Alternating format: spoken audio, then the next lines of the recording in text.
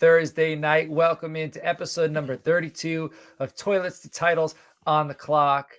Last night, I'm sure you checked out our live episode with Mr. Dane Brugler himself, catching up on the 2023 prospects and then playing a nice game of him versus him with the 2024 prospects. Once again, I am joined by my guy, Mr. Nino Brown, at Nino Brown _T2T on the Twitter. Nino, what's happening? We're closing out the SEC. I had to throw on the Wildcats jersey. We got one gentleman to talk about. We got a couple teams to talk about. Last night was great. I'm glad that my guys were the guys that Dane liked outside of the one where you had the edge and you were right, and I'll give you that. But for talking Drake May, or are we talking about Carter? I'll talk about Carter. Drake May, I'm still on the side on. I do like his valid point about how it could be an added bonus for him. It could be working in his favor not having Longo there. That I didn't see it that way, but that kind of opened my eyes a little bit to it. But like my actual guys that I was in on when it was him or him, right. I wasn't expecting him to go Bo Nix. I was shocked, and I'm glad I was. After that episode, everybody should just silence the talk on who DB1 is because I don't want to hear it no more. But just know your boy over about 500 days ago called it. Right. I planted my flag then. Right. Love it. That's why you need to check out toiletstotitles.com because this guy who's planting his flag, all of his NFL draft content is there. We got our player profiles. We've already, I think last year we started in about November. This year we're starting in August. We already got like 6 or 7. We'll probably have 20 by the end of the first week of the NFL season. So you're going to see all of our write-ups on these players. I wrote up Trey Benson already. I loved Dane's input on his top running backs. You're going to need to go back and check out yesterday's episode if you didn't hear him talk about it. But some Michigan guys at the top, a Wisconsin guy, and he got Trey Benson up there. So yeah. I was happy about that. He's a dude all back. But like you said, we've been running a series where we've been breaking down the top draftable rosters in conferences, in the Power 5 conferences in college football. What we mean by top draftable rosters, we're not talking about teams that are going to have the most players drafted. We're talking about the most players drafted in the first 2 days, round 1 through round 3. The SEC is loaded with teams. It's going to be even more loaded. Who knows? A few years down the road with the way the college football is going. But this is part 3. We're wrapping it up this evening, Nino. Before we do that, all right, I'm a little spent. It's been a long day. Where can I go for some energy, man? Head on over to toiletstitles.com. Click the Duppy ad for jitterless energy that tastes magnificent. Listen, you need a little buzz, a little something, a little pep in your step. When you're watching some film, your team might be on, you worked a long day, got some OT in, it's a long week, you have 50 hours. Get that Duppy, hit that link, get 10% off, and enjoy jitterless energy that tastes good. As if you're an energy drink guy like I am, I know Coach likes them here and there. You'll enjoy the flavor. You'll enjoy not getting the bugs under your skin. You'll enjoy the feeling. You know what else might make you feel good? Winning a copy of Madden 2024 for free, man. And we're giving away a copy of Madden 2024 to one of our Patreon members. So shout out. We got over 30 people in Patreon right now. In the T2T Gilded chat, we have over 225 people in there. We're talking fantasy football, NFL draft, trades, start, sit, all that good stuff. So that's free. So reach out to me on the Twitter at Coach Chefs to get in the Gilded chat with us all season. We'll take care of you. We'll take care of you even more if you're a Patreon member. Patreon.com/toilets-titles, 5 tiers. I'm not going to read them all off. You can check them out, but I will tell you, Madden 2024 giveaway. We're giving away free Frankenstein t-shirts to people that are in the Patreon. And if you don't win Madden, you're going to be re-entered. So we're also giving away a 47 brand hat, which is pretty damn slick. So help us help you. We're going to give away. You're going to support the team. We're going to help carry you through your fantasy football season to help you make those tough decisions. All right. So it's Christmas in August. Yeah, that's it, man. That's it. That's what we're doing, man. All right, Nino, let's go down to Missouri, my guy. All right. So Chris Abrams, Drain. I was very intrigued about this prospect. 5'11", 179, but coming out of high school, he was a 4-star prospect at the wide receiver position. He was the number 58 wideout in the country. All right. 2021, he was number 2 in the SEC with 471 kickoff return yards. He's an athlete. He transitions to corner as a sophomore. All right. He played in 13 games, 10 starts as a sophomore, his first year as a corner. 2022, he plays in 12 games, 36 solo tackles, 12 assists, 48 total. So he's a wide receiver converted to a corner who's not afraid to get dirty. 14 passes defended. He was number 2 only to your boy, Kool-Aid, in the SEC. All right, he was number 10 in the NCAA. 20 passes defended, 3 interceptions in his 2 years as a corner. High upside. He's a development guy. What are your thoughts? Listen, 20 plus pass defenses in the last 2 seasons. Listen, KAD is a dog. Okay. He gets underneath the receiver's neck. He gets in their helmet and he just disrupts them at the line of scrimmage. Never mind when he's getting downhill after the running backs had, I think it was 15 run stops. He had a PFF grade rush defense of close to 80. This dude is a dog on a team that just isn't very good. He's an explosive athlete. He recognizes routes because he ran routes. He understands that. He understands movement, hand twitch with wide receivers at the line of scrimmage. So he gets it. And he's able to get downhill and get in the backfield. I like this kid a lot. I think that there's a good chance after this year, anybody that's coming up right behind Kool-Aid that's not named Denzel Burke, I'm in on. I'm watching it and my eyes are popping. This kid can cover. This kid's got hands in your neck, like I said. Gets down, can play in the box if necessary, can play in the slot. Doesn't play a lot, but can play in the slot if necessary. All-around athlete. I think this is a kid. KAD is a name that people are going to start hearing about come mid-year. They're going to be, where did this kid come from? Well, he's been doing it all the time. You're just scouting the helmets. You went to toilets of titles, and you found out who KAD was. That's right. That's right. How about Kentucky? You're wearing the sweatshirt, okay? Devin Leary, quarterback, 6'1", 217 pounds. He transferred from NC State, where he played from 2019 to 2022. So this is going to be his first year in Kentucky. Left NC State ranked 6th in school history with 6,807 career passing yards, career completion percentage of .602 before season-ending shoulder injury in 2022. All right, I believe it was against Florida State. NC State was 5-1 and ranked 15th in the nation. So this guy was doing it last year, and now he's headed to the SEC. So what are your thoughts on Leary? All right, listen, he was a finalist the year before the injury for the Johnny Unitas Award, okay, which is no joke, okay? The kid's got it. He's got a howitzer. He can spray the ball all over the field. He got good ball placement. He's got a good zip on the ball. He's not just – he can go through reads well. What I do like is the short and intermediate game. This guy's like completion percentage is through the roof. He's close to high 70s. Like that's his MO. But he has the big gun to throw the ball downfield. Unfortunately, the year that he was good and he was Johnny, not that he was good, the year where he popped off and he was the Johnny Unitas finalist, he had receivers that he had been accustomed to. Now, last year, new offense, new receivers. There was no click, no gel. Right. The injury happened, and he was still doing well prior to the injury, right? So I like him a lot. Now he goes to Kentucky, and I just watched, his interview with On3 before we got on tonight, and he was talking about how kids in the portal got to do their homework. You can't just sign to a team because they're a team. He went in and looked at where the best asset for him to go, which is crazy because a lot of us, you, Boomer, KT, myself included, said that I said right off rip, I would fall on my face if Devin Leary hit the portal and went to Kentucky. I mean, it was the perfect system for him. Pro offense. You got 3 receivers now that they're in their sophomore and junior years. They have that experience on the 2 different styles.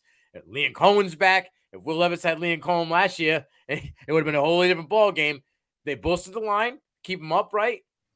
He's got a fast release. So even if the line doesn't set up well in the beginning of the season, start gelling, he can get the ball out quickly, and he's got fast receivers. He said he scouted the guys in the wide receiver room and knew that they would work for his skill set, and that's why he transferred. Smart. And there's something to be said about having a howitzer when you're hearing somebody from Massachusetts say it. All right, because it makes it it makes it that much stronger. So when you say it, I'm buying. I believe this guy could throw a football through a brick wall. When you say it like that, I'm telling you, the zip on that thing. You know how we heard Tyson Bagnet his ball pop at the Senior Bowl? Yeah. This is when Leary's throwing the ball, like you get Jerry Rice fingers, T.O. fingers catching his balls too much. Right. Man, maybe we'll see him at the Senior Bowl because he's going to be a 5th-year guy. There's a good chance he'll be down there, all right? Maybe you get to interview him. Maybe get him. We'll give him a football. We'll I have interviewed him already once with Dino. You know what I Yeah. mean? When he first got to Kentucky, but Right. we'll go full circle. Yeah. You got to see him in person, man. Kind of like what happened with Tajay last year. Oh, You got to see him in person. Yeah. All right. Let's move on because we could talk for days about our guy Tajay. But let's go down to Florida, down to Gainesville. Jason Marshall, DB, a little bit different than KAD. All right. 5-star prospect at the corner position coming out of high school. The number 2 cornerback in the nation. All right. Now, 2022, he started at cornerback in 13 games, finished the season with 29 tackles, 8 pressures, a tackle for loss, and interception. Quarterback Curry headed into the 2023 season. He's preseason all SEC, third team coaches. So, what are your thoughts on Jason Marshall? He's a guy I really like. Okay. Kool-Aid's my guy. 6'1", too. That's the thing. He's got the length. He's got the height, right? He got the body strength. He does well with trapping receivers to the sideline and pretty much cutting off the inside angle, right? He got that bloodhound. He sniffs. He's always looking for the leather, even when he's out on the outside. He's not a big guy to get in the backfield, but when he sees screens and sweeps coming, it perks up. The radar starts beeping, and he's ready to go. He's got good instincts, good anticipation. He's dangerous with the ball in his hands. He's a natural playmaker. And listen, he may not come off the ball and blow snot bubbles out of you when he hits you, but if you're going across the middle and you are not paying attention where Marshall is, he will light you up like a Christmas tree in New York City. So sign me up. Yeah, you got to pay attention for him. He's got good hands. This kid's a dude. I think he could be a top 3-4 DB in the class. I need to see more this year. That's all. Man, Joe Hayden, Gator DB, comes into the NFL, crushes it, but there's always a lot. There seems like there's always think about Kyer Elam. Where has he been? Like there's always a high-end Gator DB prospect. But how often do we see that prospect? Pan out. But like you can't blame them for past players' failures, but it just makes me leery. It makes you leery. There we go. Yeah. No pun intended. All right. This next. But one thing I will say in regards to like Marshall, is he finds a way to be around the ball. You know what I'm saying? Like whether he's just knocking the ball down, picking it off, he just finds a way to be around the ball, and he's physical. So there's you could rise. You just gotta have a year. Right. Well, this next guy, Princely Human Milan. Princely. What was that? I don't know. Human Mila. Yeah. Human Mila. All right. 2022. 2 hands in the dirt, on all fours, playing the edge position, coming off D lineman, 13 games, 11 starts, 39 tackles, 16 solo, 9.5 tackles for loss, 4.5 sacks, 2 forced fumbles, 5 quarterback carries. This year, they put him outside linebacker. He put on about 10 pounds of lean muscle, one of his coaches said. And that's kind of the buzzword right now. Everyone's putting on weight, but that's what they're saying. What he said was he cut out a lot of sweets because he's got a big sweet tooth. So he cut out the sweets, got lean, still managed to put on weight, but healthy weight because now he needs to drop into coverage. Senior Bowl watch list, which just came out. Shout out to Jim Nagy. He's Florida's highest graded returning player on the defensive side of the football with a PFF grade of 82.1, which also ranks first among all returning SEC defenders. All right. Well, edge rushers. Sorry, not all defenders. All right. And again, switch from DE to the outside linebacker in the spring. So what are your thoughts on him? So I like his attributes last year fit well to move to the outside linebacker. Okay. Because for me, his main thing is his timing is stupid. It's on point. It's almost like he's mastered the snap count. Like his anticipation is great. He's quick off the edge. He's got great use of his hands. He flies around the line. Now, Captain angles. I don't know if he takes, geometry class and mastered it, but his angles of attack are elite. Now you're going to put him out, drop him back a little bit into the second zone. So now he's going to be able to see things develop a little bit from a different angle. And you know what I'm saying? He's going to step back and have a wide perspective instead of being in his tunnel vision. I think this could be a huge career move for him. We could propel him, to go from possibly the middle of day 3, beginning of day 3, to sneaking in to the end of day 2, or still, or just rising himself in that day. He's on that cusp. I wanted to put him in there because he's right around that, opportunity. Listen, last year, 40 tackles, almost had 10 tackles for loss and 5 sacks. He had 2 Right. forced fumbles. So the dude, like I said, his timing is stupid. He's great with angles, and he just knows how to get back. He's always looking for the letter, but now he's going to have he's allowing the angle to span, which could And also the defensive coordinator can have fun with him. You're right. playing him at the outside linebacker. You can move him around and put him in positions where he can succeed. So you're going to see him be more successful going against guys that they can game plan to match him up with because they can move him around at outside linebacker. You're going to go from 40 tackles to probably 85. You're playing at the outside linebacker 14 to 18 tackles for loss. Yeah. 100%. All right, let's head out to Tennessee. All right, so we talked about Kentucky. They're replacing a quarterback. Tennessee's replacing a quarterback. They got Joe Milton, 6'5", 245 pounds. You wrote he's got a cannon for an arm, quick, strong release. So Joe Milton seems big. All right, seems like he's got the arm. But what are your thoughts of him this season? Here's my problem, okay? And a lot of people call me a hater, but I'm a type of dude that if I watch a movie, right, 5, 6, 7, 8 times, like I watch Bad Boys 1 and 2 100 times, I don't expect a different ending at the end of the movie. Okay, right. I've seen guys like Joe Milton before, but we've seen Joe Milton's Exhibit A, Michigan. Okay, big arm.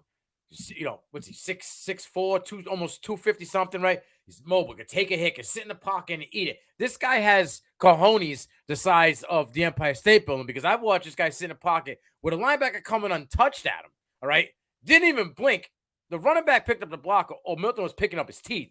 But the fact that he has the composure and the trust in himself to make the right read, I like. Yes, he's got a strong arm. But I've seen a lot of guys who could throw the ball 75, 85, 90 yards, but you're throwing it off a golf cart. I want to see you throw it down the sideline accurate to a guy's fingertips in a game, not in shorts, you know what I mean, running around the field just throwing the ball deep. He's always had an issue with his accuracy. He's got a bomb. He can throw the ball deep, but can he throw the touch pass? Because in Tennessee, it's not always – they throw the spots, okay? The spots aren't always 30 yards downfield, and it doesn't need to be on a 95-mile rope. He got clocked at over 105 miles an hour pitching for Tennessee, and now they're thinking about – baseball is looking at him as – scouting him as a pitcher because the guy's got so much, power behind his arm. There's weapons everywhere at Tennessee. I just need to see something different. I need to know whether I'm getting the Vanderbilt Joe Milton, who, against a disgusting Vanderbilt team, only threw for 147 yards, right? Was less than 50% completion and 1 touchdown. But then against the creme de la creme and Clemson, in the bowl game, doing off for 270, 3 touchdowns, it was over 65%. I can't have Katy Perry. I can't have hot and cold. You know what I mean? I can't have your Homer Simpson meme midway through the season and back it up into the bushes. I need this every week, especially the program that just took a step the last 2 years. He was supposed to be Tennessee's guy before and got beat out by, Hendon Hooker coming over Virginia Tech. So you got beat up by a transfer and never able to get back at that. I need to see something. Sounds like Christian Hackenberg. Where's Christian Hackenberg, my friend? That's what it sounds like to me. You know what I mean? So, all right, how about Castles McClellan? 6'5", 255 pounds, tight end, 11 games, 30 catches, 347 yards, 11.6 yards per catch, 2 touchdowns. With Tillman gone, with Hyatt gone, there's some vacated receptions. How's he going to do in Tennessee and what we think in the future? Listen, they got a transfer coming over from Eugene, from Oregon, as wide receiver. Okay, they have my guy Squirrel White, who I called last year when it was time, and he showed up and showed out. He's a dude. I think he's going to be the main guy for them. Farrell was the tight end last year, and he was a big target for them. So McCastles kind of didn't really get as much necessary.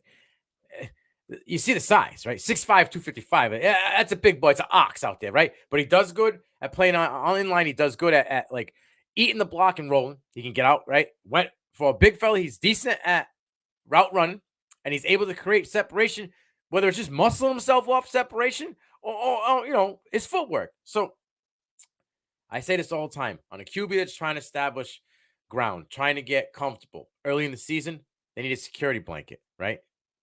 Tight ends are usually security blankets or your running backs out the flat. Well, Jabari Small isn't really your pass catching back. So I could see McCastles early eating up targets. And then when you get a rapport with the QB and he knows he can trust you, then they're just going to keep going to you in those times. So I could see McCastles climbing this chart. I mean, obviously you got one guy at the top, but between 2 and 5, man, it's up for grabs in my eyes. Yeah, well, this next player, we're heading down to Georgia. We're going to finish in Georgia. Georgia has been the powerhouse in the SEC back-to-back seasons. They have the player that, like, I feel like when you used to watch Pee Wee Herman, the word of the day, like everything in the house would just start spinning. When you talk about Brock Bowers, I feel like that's what happens. That he is one of the biggest names outside of Caleb Williams, Marvin Harrison Jr. Brock Bowers is right up there. Hot name. 6'4", 230 pounds, 2022 John Mackey Award, made Bruce Feldman's freak list, ranked number 45. Tell me about Brock Bowers and tell me what Bruce Feldman had to say about Brock Bowers when he ranked him number 45 on the freak list. Bro, I mean, he he wrote Brock Bowers' speed shocks defenses. All right, like this guy is just an absolute freak. 4.49 speed, right? He's just his mom was a softball player at Utah State. His dad was a two-time All Big West center for Utah State football squad. Like he just has it in 2 seasons. This is the numbers I'm about to tell you, Coach, and for the viewers at home, are wide receiver numbers: 119 receptions, 1,824 yards, 20 touchdowns, and he averaged 15 yards per catch. Like, and that's while running a 4.49, which is also a wide receiver number. What, dude? And he also had 13 rush attempts for 165 yards and 4 touchdowns. Like, okay, that's great. And then his nickname is Block Bowers, okay? Because he's a lead catalyst on that line from when it comes to blocking. He had almost a 75 PFF grade at run blocking alone. He's difficult to cover. He gets separation consistently. You know, a big guy who runs good routes is like a unicorn out there, right? I mean, you get some of them, but the guys who are running the good routes, Gesicki, Kelsey, they ain't blocking with a darn, to be honest with you. He can get off the blocking line of scrimmage and get uphill quickly. He's an athlete.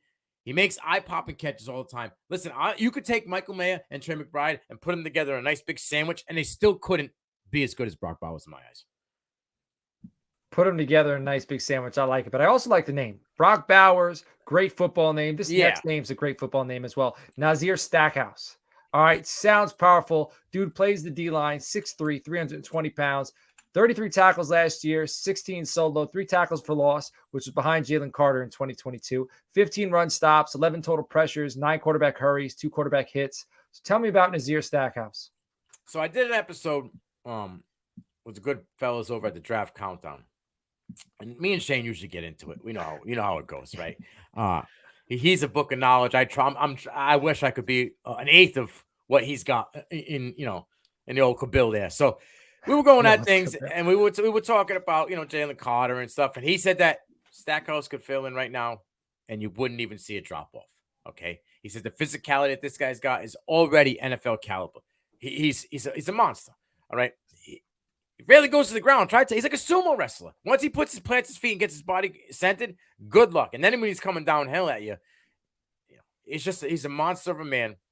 Like you said, he penetrates through the gap. I call him a detour because the running back's either going the other way, or they're gonna have to. And the line's gonna have to shift because you're not moving them. All right, he moves linemen to either side with his strong hands. He just literally pick and place. I pick things up. I put things down. That's Nazir Stackhouse. He plays with leverage at the point of attack, whether he's inside or outside. And this is another guy that's always looking for leather. His eyes are in the backfield, whether he's ripping your helmet off and grabbing you by the back of the shirt. It doesn't matter. He's looking for the ball, and he's also looking to be violent and throw you to the ground as quickly and as hard as possible. All right, we got a few honorable mentions. We're not going to dive into too much.